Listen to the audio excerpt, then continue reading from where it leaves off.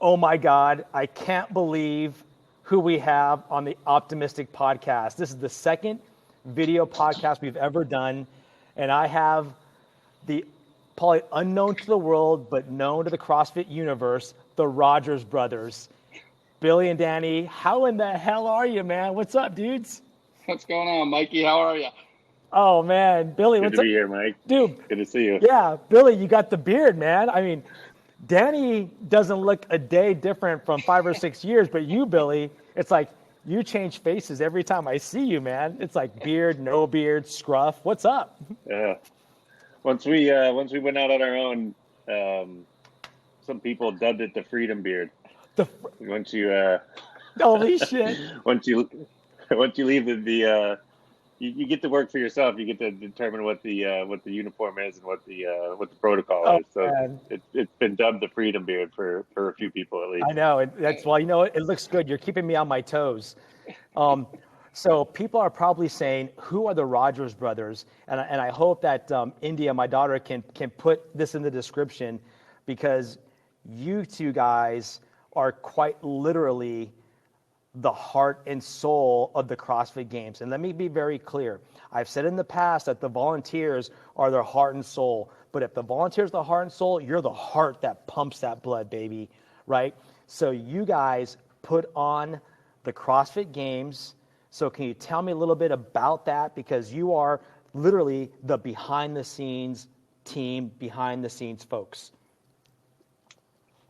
Yeah, sure thing. Yeah, it's I mean, that's flattering, Mike. I don't think we would ever claim that or could claim that. We like to think, that we're the framework of the CrossFit Games, is supporting infrastructure. Yeah. Because that's kind of what we do. The way we try to explain this to people is we generally touch and manage everything outside the competition floor. And so that's, we're a general contractor to bring in bleachers and video boards and AV, heavy equipment, to all the tents. We even bring in the turf. We manage the construction projects to make sure the turf is level. We manage tickets. We manage sports commission. We manage the venue, the host city. So for that's the best way to explain it. And there's so many parts and pieces and people that plug in that it's really hard to even accept the heart and soul comment. Yeah. But it is flattering, Mike. But you know what? Here's what I'm gonna say. You're wrong, Billy, and you're wrong, Danny's, because you guys are also CrossFitters. So you're invested heart and soul in everything. I mean, you are living it. You understand CrossFit. You understand the volunteers. You understand the fan base. And I'm a military guy, so I know exactly what you do. You're right. You have that framework, no pun intended, but you set the conditions for the 100% success for the CrossFit Games. Danny, what do you think? Yeah, I mean, I think Billy said it pretty good, and Mike, you as well. And again, thanks for having us on. I kind of look at it as anything that a spectator would have to go through, from, hey, we can get you discounted rates at a hotel by partnering up with folks to, trying to partner up with Uber and Lyft to make your experiences better.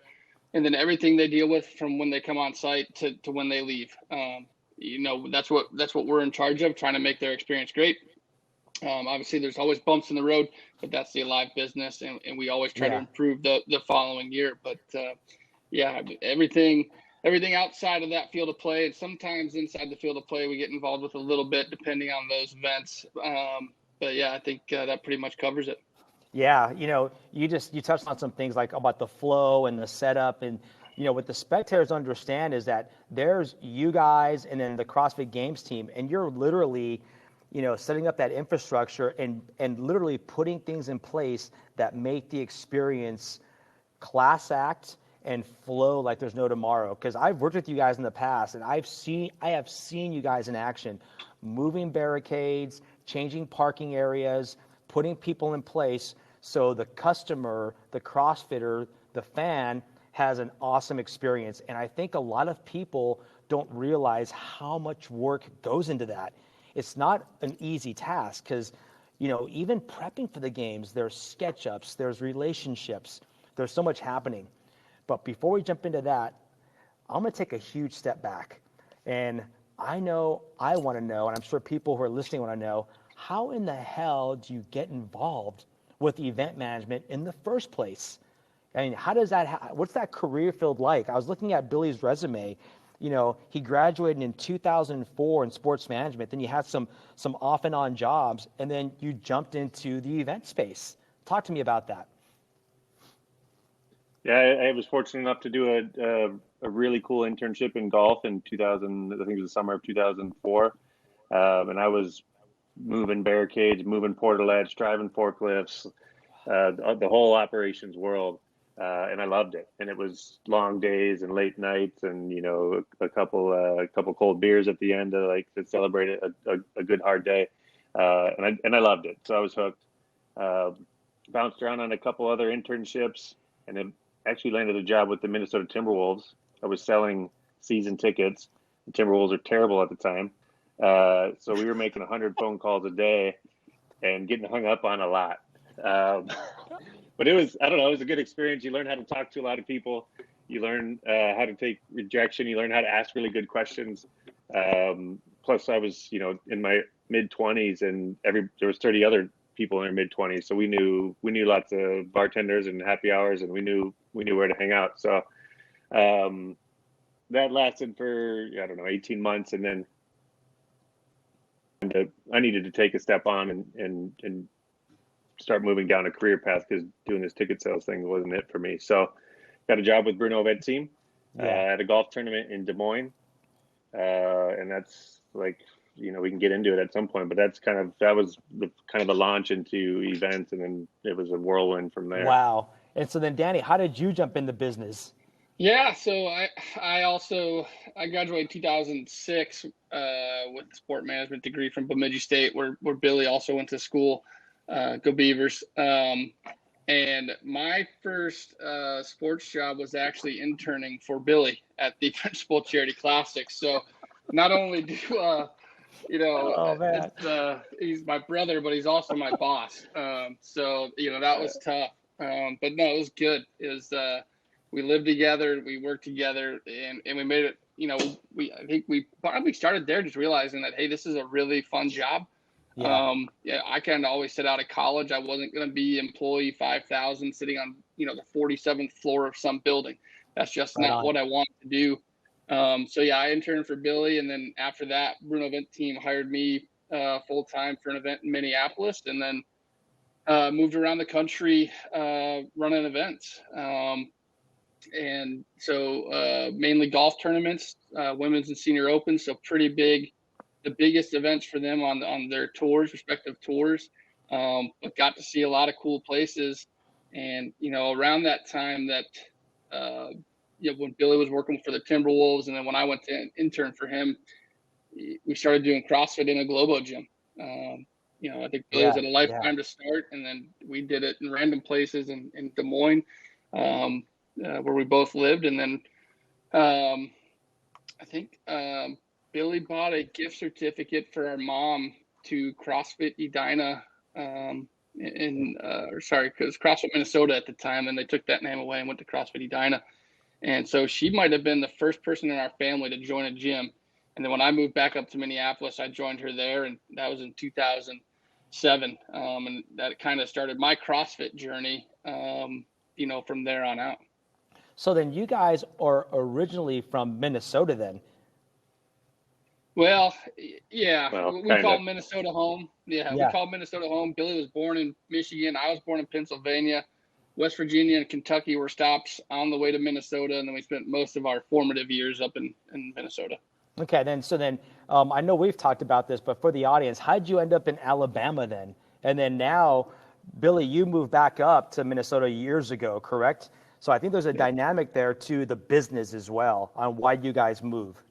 Yeah, so back when we were working for Bruno Event Team, golf tournaments, once they're done and you clean up and you close up the bills, you got to move on to the next one. So, it was about every 2 or 3 years we'd move different states. I started in Minneapolis, then moved to Pittsburgh, then moved to Omaha, Nebraska. And then they moved me down to, this is all with Bruno Event Team, moved me down to Birmingham, Alabama to run some stuff for them out of their home office. And Billy had a similar path, the opposite direction of in the States, but they just moved us around event from event. We'd work on them for 2 to 3 years, and we moved to the next one. So these big events that you guys would work, it's a full-time job. I don't think people understand that. These big golf tournaments you're talking about, it's like a 24/7, 365 job where you're there. So then when the golf tournaments aren't happening, what are you doing then when you're in these locations? Yeah, it's 2 or 3 years in advance of a tournament that we have a staff, and we start with one person and build to 2, and eventually you get up to a staff of 5, and it's you're starting from ground zero, and you're building relationships and selling sponsorships and building civic relationships, because hey, we're going to have 20,000 people a day. We're going to need to park those people. We're going to have to deal with traffic. We're going to have to deal with all these things. So there's a lot of work that goes into what boils down to 1 week of golf. So it's kind of it's a pretty wild ride to, like, you put 2 or 3 years of your life into something, and then to have it all culminate at one kind of really cool event, really cool pinnacle. So it was a pretty neat time, and for a while it was just me, and then my wife was going with me, and like it was so fun. We were super lightweight. We have a couch, a bed, a TV, and some dishes, and like clothes. And like you don't have much, you don't need much. It's easy to pick up and move.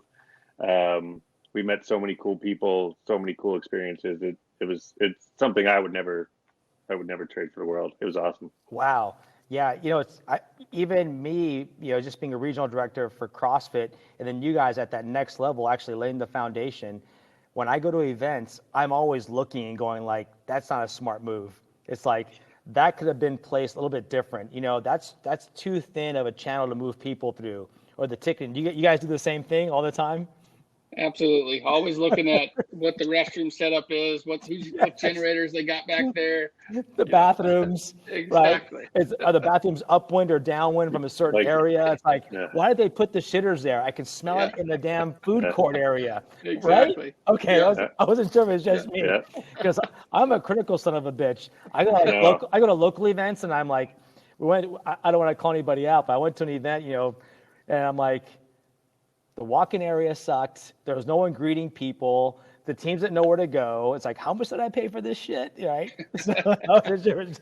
Right. So, yeah. Okay, so you guys said you worked for Bruno, but Billy, you and I had a moment together that I'll never forget in 2015. I don't know if you remember, but you and I actually ran into each other in the Madrid, Spain airport. We were both there doing the CrossFit Invitational. I was blessed and lucky enough to have the dream job for 8 years with CrossFit. And you and I sat in the airport, had coffee and a Danish, and you were nervous. You talked about your future with you and your families, meaning your brother. And do you remember that conversation? I do. It was an important conversation, especially at that that time in my life. It was something I had to talk about. Yeah. And you just happened to be the right guy, right time, and it couldn't have been better. And honestly. Then you moved on, and you guys kind of moved on from Bruno and then started Frameworks, but you've kept the relationship with CrossFit. And I got to tell you guys, I know we're friends, but when I watch the CrossFit Games that was at the ranch last year, or see these events that you guys are a part of, I am so proud to know you guys, because I know exactly what goes on behind the spectators, the athletes, and the volunteers. So now you look back that you made the big leap, and you guys are now owners of Frameworks, right? Yep. So how has that shift been for you guys, being on your own, having to establish new relationships? Because now you're going after some of these big name events in the U.S. to be the inner workings. Yeah, I mean, it's interesting when you go to work for yourself, and whether you do it on any level, whether you're running a gym or a coffee shop or your own event business, like, you're taking the stress. It's just a different kind of stress. It used to be someone else's stress, just normal, like someone else was putting stress on you to do a job. Maybe you put some on yourself, But when you go on your own, it's just a whole nother level. Like you can call people for advice or help or guidance, friends and mentors and things like that. But you got to make the decision. Yeah. And luckily, there's two of us to make the decision, but you got to figure everything out. How does health insurance work? I got to get health insurance for me and Danny because we both got kids. Like, oh, I guess I got to get QuickBooks. Like you layer on all these things, and it becomes more than just like running the events and doing what we're really good at, what I think we're good at. It becomes you have to run a business. You're responsible to close deals and send out invoices and collect payments, and it's just a different kind of stress. I love it. I mean, I think once you get a taste of it, it's really hard to go to. I feel like it'd be hard to go back. I think you can do it, but once you have the taste of just kind of forging your own path, it's really pretty cool. Yeah. So then, what other big events do you guys also plan out? We know the CrossFit Games, but I think you guys also have on tap some other major CrossFit events, and then also still, I think, in the golf arena and some other places, right, guys? Yeah, I mean, we're we're really kind of we've made a pretty good name for ourselves in the I'll call it the fitness world. We work with USA Weightlifting, helping them run their events, doing some sales for them. We work with the Rogue Invitational and help them with that event. Also help them with the Arnold and some various other projects that they have. And obviously, Rogue is a it's a great company. It's a big, it's a small company, but it's a big company at the same time. They like to do things a certain way. It's always fun to work with them. We've worked with USA Triathlon, USA Judo in the past. We're working with the World Games 2022 here in Birmingham, Alabama. That's a really big one. And for folks that don't know what that is, think of every sport that's not in the Olympics. It's pretty much guaranteed that it's going to be in the World Games. So you get things like inline hockey or artistic gymnastics, sumo wrestling. Those are the type of events at World Games, but it's 32 sports at 22 different venues over 14 days. So really it's their Olympics. So that's a big one that we have. We don't currently have any golf business, but we're trying to get back into that side of things. Like I said, we've kind of grown in the fitness space, and we've touched a lot of different areas there. And we're always looking for new opportunities. And obviously, running golf events in the past and boxing championships and whatever it may be, we've got feelers out to try and get back into those fields. Yeah, because you guys have to go out there and sell yourselves. I mean, there's all these events. They don't sit around and say, "Oh, let's go after a company." I mean, they don't know what they don't know. So it's really incumbent upon you guys to go after them and say, "Hey, we can bring value to your event. Here's what we can do for you." And you take a lot of stress off those folks. I mean, so how would you land the 2022 World Games? It's an interesting story and I want to add a little bit more. So when we left, when we decided to leave Bruno Event Team, CrossFit was coming with us as a client. We tried to do the best we could when we left the company and tried to make it, tried to do it as professionally as possible. It's painful anyway. Like, it's going to hurt. I was there 9 years. Danny was there, 8 years.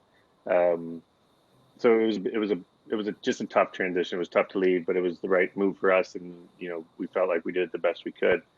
But before I left Birmingham to move up to Minneapolis, I really had this feeling of like, I gotta close the loop with my old, I just gotta make sure he knows I appreciate the opportunities that he gave me and, ultimately Danny too. But, so I made that happen. It was really important that I just closed the circle and talked to him and just let him know that I appreciated all of it. So I was really glad that happened, and we kind of rebuilt some of the relationship that we had before. And probably, I guess it's probably a year and a half ago now, the World Games is getting closer. The World Games was supposed to be in 21, got moved because of the pandemic, 22. But they were in need of and reconnected with our old Bruno Event Team, and it ended up that Bruno Event Team actually hired Framework to come in and take over part of the operation. So it was really cool just to kind of bring that thing kind of full circle for us. Wow. Bill, I got to hand it to you. That's a class act. I have a lot of mentors at the age of 51 that I still look to, and so a lot of them are younger than me. Business mentors, social mentors, you name it. I have a mentor, and one of my mentors told me about 10 years ago, I'll never forget it. He said, "Never burn a bridge." Despite feelings and emotions, you never want to burn a bridge. You'll never know when you need a bridge to cross. And it sounds like you did exactly that. You were coming into a new space on your own, that is, and you just said, you know what, I'm still grateful for what Bruno did for me and my family and my brother. And the best thing to do is just extend your hand and just say, despite how we feel right now, just thank you for what you've done, because time does heal all wounds. So and look what's happened. Now 8-9 years ago, or you left Bruno 7 years ago. Now you're friends. About end of 2015, yeah. Wow, and now it worked out. Yeah. That's awesome. Yeah. So getting into some gossip, getting into some juicy stuff. So you guys get to work with indirectly a lot of athletes, right? A lot of people. So I think, did you guys ever do Wadapalooza or no? Yeah, we actually, that's one group I forgot. We do work with Loud and Live Sports. Loud and Live, yeah. Yeah, on all their properties. So yeah, we do work with them. Daniel, when I looked around, he kind of like touched his ear. It's like, well, yeah, I gotta say that. So here comes the juicy stuff. So you guys get to work with some great people. I've got to work with the CrossFit Games team, time of my life. But you guys have to maybe interact with maybe athletes, maybe secondary players. So who has been like the biggest pain in the ass where you're like, Jesus Christ, they want what? What does Castro want? Or what does this athlete want? Like, really? Because, hey, I can say it now. Hey, I don't work for HQ anymore. I remember one year, and you guys don't remember this, and I think it was you, Danny, that helped me. It was at the Madison Games my last year in 2018, and Castro wanted his own porta potty next to the stadium. Do you remember that? The outdoor arena? And I'm just like, where in the fuck am I going to get because I know I have to bug you guys, because you guys set the footprint, and then me and the volunteers and staff, we come and we lay in. We set in, and we take what you guys done, and then we take the ball from there. So you guys work on bigger stuff. I work on boots on the ground stuff. And I just remember Castro was like, he's like, come here. He's like, here's the good one. He's like, I need a porta potty right there, and I want it locked, and I want the key. Dude, I'm like, it's like, what are you talking about? And I think I called one of you guys, or maybe one of your team members, and said, guys, I'm so sorry. Please just get a flippin' porta potty and put it right here, and I'll go buy a lock. And do you guys remember that? Oh yeah. It was like a half-day event. It's a thing now. It's a thing now. Yep. Are you serious? Every year. Yeah, every year. It's the same spot. And then to make matters worse, so the porta potty is there with the lock on it, and then there's like head judges or like other CrossFit Game staff going, "Why is this damn porta potty locked?" And here's Mike Martinez, you know what, with the key around my neck. It's like, sorry, only one person can shit there. That's all there is. So with that said, do you have any memorable moments in any event, CrossFit better, that you're just like, really, bro? He wants us to do what? Or somebody said what to who? What? Go ahead, you go first, Danny, if you know. Yeah, I mean, there's quite a few. Obviously, CrossFit. I'm sure there's some golf ones I'm not thinking of, but anyway, and I loved the event. I'll say that first, but the damn hay bales from the CrossFit Games. I think it was the first year we were there. I get told by the team, hey, we need some hay bales, and a lot of them. We're gonna make these obstacles that athletes have to jump over. Yeah. I'm like, all right, well, good thing the venue is an agricultural venue. They cow shows and horse shows there. Like, I'll just start with them. And he hooked me up with a farmer And I called the farmer. I'm like, hey, I need some hay bales. Here's the field. We want them this wide or whatever. He's like, do you want them 36 by 24 by 6 feet long, or 24 by 12 by 2 feet long by blah, blah, blah, blah, blah. And I'm like, oh my God. So I call Dave or Dave's assistant who was helping him test these. And I'm like, what size hay bales do you have? And they're like, well, we got rid of them. And I'm like, what? So they're like, we think they were 24 by 24. And we just stacked them up, and we were going over them or whatever. So we order a bunch of those, and we bring them out to the field for a test, and they start falling all over the place. And luckily the hay guy is still there. And he's like, well, I can make you like a 5 foot by 5 foot hay bale that's probably like 10 feet long. And we can just put those out there. And we're like, well, that's great. We're like, how do we move those? Yeah.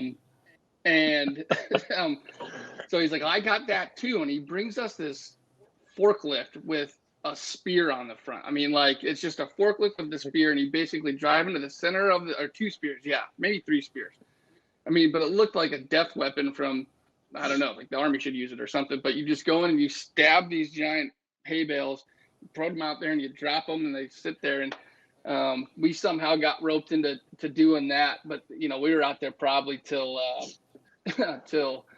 jolly, I don't know, 1, 2 in the morning, setting those things up in the dark. Yeah. Driving around with this giant death machine. Yeah. And people don't realize that a simple task of hay bales and an obstacle takes a day. I mean, the common layman doesn't know that. I can totally see that happening, because I remember when we would leave the venue, you guys would still be there, and it'd be dark at night, and you'd be on the field, and you hear some noise, and like, who's that? It's Billy. What are you doing? And then I hear Billy, move those barricades over there. Move them. I'm not right. Move them over here. Yeah. And then you'd be on the phone. Danny, where are you? I'm up at the BMX track right now. Hang on a second. Move the barricade. Right? You guys always, for sure. So Billy, what about you? What's a good memory? Like, you're like, son of a bitch, are you kidding me? This one is a little bit of shade on Danny, but shade. And we don't always. We hope that the mistakes that we make only we notice, right? But I think there's a few times we miss things and we fix them the next year. But for the first couple of years of Madison at the CrossFit Games, there always used to be this massive line to get in before we would open the gates, and we never thought about it really. We never thought to put portalets out there, that there might be a line that people would wait in for hours. Like, CrossFitters were being like real crazy, like getting there at 6:30 in the morning and the gates don't open till 9 or something. We're like, right. I know, right? It's not our problem. Yeah. Like to come back at 9, but they wanted to be in there. They were super excited. But the first year we didn't have portalets out there. So we've got people coming up like, I really got to pee. Like, can I go in there? I'll just run in and run out. We're like, sorry, you can't. Cause who knows what's going on? There's probably testing or something. Yeah. So it starts to get, things can kind of escalate a little bit. And so, oh shit! What did he do? Can't even get it what out. Did he do? I'm not going to use the name. I'm not going to use the name, but there's a very high-profile athlete whose father came up and he's like, "Can you please let me in? I have to go to the bathroom." And essentially, Danny and him kind of get in this yelling match. Oh shit! And it ends with the guy walking off like, "Where am I supposed to take his shit?" And Danny's like, "Not here." I'm like, oh, hey, just so you know, our producer is listening and she's laughing her ass off over there. She's turning red. All right. We got to get a name out there. All right. So, male or female athlete? Can you give us... Very high-profile male athlete. Very, very high-profile athlete that may or may not be competing anymore. Oh shit! Okay, so let's see. I'm thinking Jason Khalipa. No. That's too old. Too old. Rich Froning. Oh man, I'm gonna get this answer one way or the other. Oh man. So all right. So you guys. So going back to living in certain areas. So now, from what I'm gathering, though, you have multiple events that you have contracts with for like 2 or 3 years that keeps you where you're at, right? So you're in Minneapolis, Billy, right? That's where you're at now. Danny, you're in Alabama. Yep. So that means you guys have multiple quote unquote contracts in those given areas in different sports? Because you said the Rogue Invitational, and that's going to be here in Austin, though. Yeah. So funny story about that. We've actually never run a sporting event in our hometowns under Framework Events. So, believe it or not, in Minneapolis or Alabama, we have not run a sporting event yet in our hometowns. You know, we just happened to be in Alabama at the time when we decided to make the switch to Framework, and we owned the gym as well. And our one client at the beginning was CrossFit. Well, they were based in California. The events were the games were in LA at the time, and the regionals were all over the place. And then we got in with Rogue and started on the USA weightlifting side with them, and then got work with USA Weightlifting. Well, they don't run events in Minneapolis or Birmingham, so yeah, most of our work is outside of our home states. You know, we're obviously hard at work at fixing that so that we can have a home game once a year. Obviously 2022 with the World Games will be that for Birmingham, but so we're on the road a lot. Yeah. So do you guys think you'll ever pack up and maybe move to different locations? I'm assuming not, because you're probably rooted, especially with the gym in Alabama. And Billy, it sounds like you're kind of home. So no plans to maybe move around a little bit more? I don't know. Like, part of me is like, no, we're till our kids, and then figure it out. But the other part of me is like, at least for me and my wife, is like, we've moved around so much. Like, you get to that 3, 4, 5 year mark, and it's like, well, you kind of get this itch, like, well, now where are we going to go? Like, now what are we going to do? What's the next big life thing? And for us, that big life thing has always been like moving or kids or like whatever. So now we're getting to that spot. It's like, okay, what's the next big life thing going to be? Like, and so try to process that of like, are we actually putting roots down here? Like, we've owned and sold houses before. That hasn't stopped us. You know, we've moved kids around before. We've changed jobs. Like, right. So it's just kind of interesting. We're getting to that stage. Like, all right, are we? I guess another year's gone by. You know, like we're here. Yeah. So I guess we're doing it. So it's kind of interesting. Yeah. How about you, Danny? Because it sounds like, though, that both of you guys, I mean, I know this, but you guys are close. You know, you're close siblings. You work together, and now, you know, so will you ever, get back together or move to different areas? Danny? Yeah, I mean, for now, obviously, my wife and I have talked about it. We're lucky. We look at it as way in that we're lucky is where we don't have to be in a certain city because of our job, right? Like we could live in Birmingham or Minneapolis, or we could move back to Pittsburgh where my wife's family's from, and we could still have Framework events. But at the same time, for us, we have a great CrossFit gym down here in Birmingham, CrossFit Mudtown, and we love our community of people, and it would be really, really hard. And I know it was hard on Billy and Laney when they left to make that decision to say, hey guys, we're choosing to move away from something that we've built and friendships that go along with that. And, that would just be really hard. So, right now, we don't have a plan to go anywhere. We do have about to be a sixth grader as well too. So we're kind of in that school phase with, like Billy said, of do we really want to make her have a whole new friend tree? We did that growing up, and I didn't think it was the end of the world at the time, but my wife grew up, she was born and raised until she moved with me in the same city, and she loved that aspect of it. So, that's just stuff that we talk about.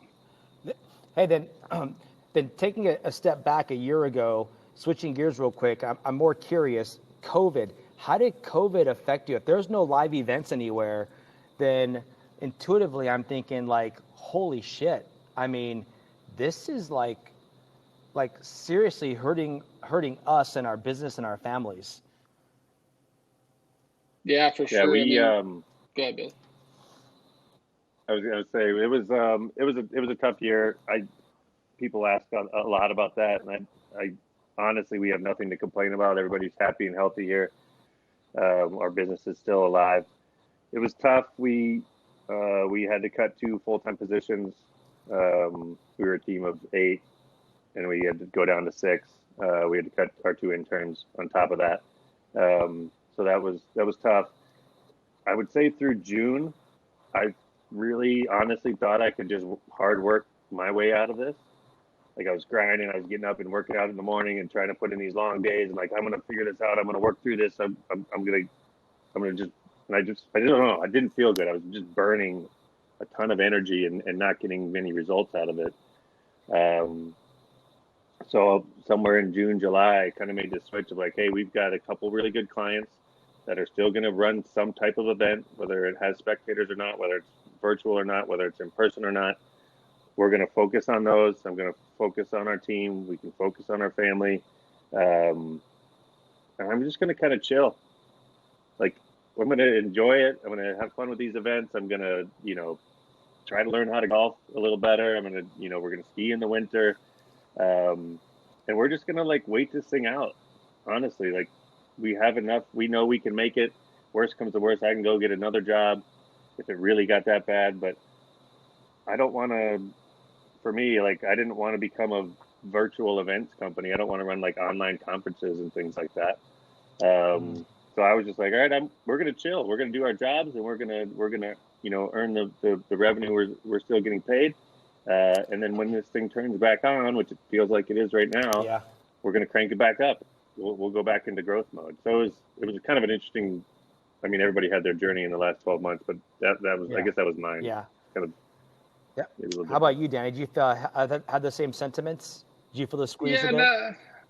Yeah, definitely felt the squeeze, especially owning two small businesses. The gym got shut down for 2.5 months. And Mike, just like yours, right? And you don't know what it looks like trying to come out of that. When you do reopen, how many people are going to come back? We had a really great team of coaches and my wife, Jackie, did a great job of, we did mornings. We did 2 Zoom classes per day, I think, or maybe it was just one in the morning, one in the afternoon. We would do a virtual coffee hour with our members. Josh Cosio, who works for us in both locations, came up with very creative ideas. We did lip sync battles. We all recorded lip sync songs, different families did, and put them in. And so, that kind of kept us busy we had to be the backbone for the gym because, at that time back in April and in early May and even June that nobody knew what the hell was going on. Yeah. So I had a couple dark periods in there of like, man, what am I going to do if we lose both of these businesses?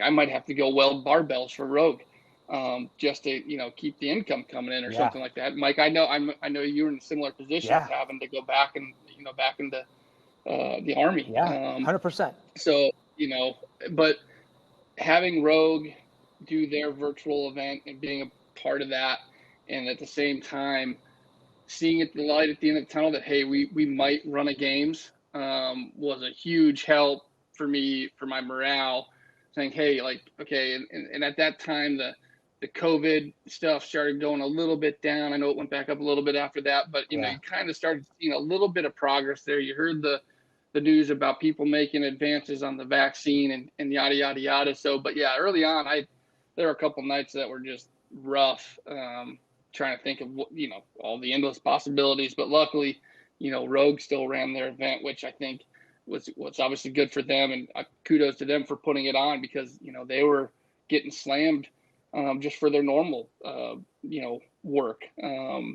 Just they couldn't keep a barbell or bumper plates or kettlebell in stock because people were at home and they wanted that equipment, yet they still felt it was important to run that event for the athletes, for the fans, for the community, which helped me. And then, like I said, the games, just being able to put that on when we did and how we did was super cool and kind of gave me hey, we're going to be okay. We're going to get through this. Yeah. 2021 might be a little rough to start, but hopefully, by midsummer we're back to running events. Yeah. So you guys, just so we're clear, you guys did in fact run that Rogue event last year, and I think that one also was the first time that there was shooting involved, at least with the pellet gun. Is that right, guys? Yeah, so that was in 2019. Yeah, that was 2 years ago. Wow, yeah, that was 2 years. That was the first live one and the first Rogue Invitational. But yeah, they partnered up with C2 Yeah. I think it was C2, right? Yep. Well, yeah, they partnered up with C2, and they had, that's kind of C2's thing. That's what the triathletes, I think it's triathlete, right? Biathlon. Yeah, biathlon. Biathlon. Sorry, yeah, biathlon. That's what they do. That's what they train in the summer with.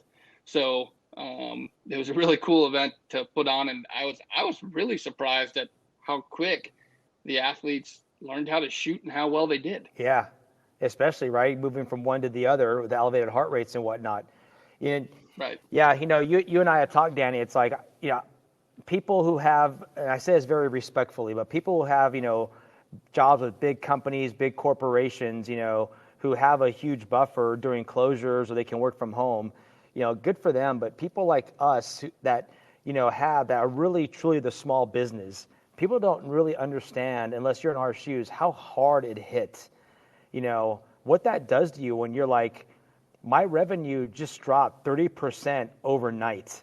And that's like feeding my family. That's like my salary that pays my car payment, my insurance.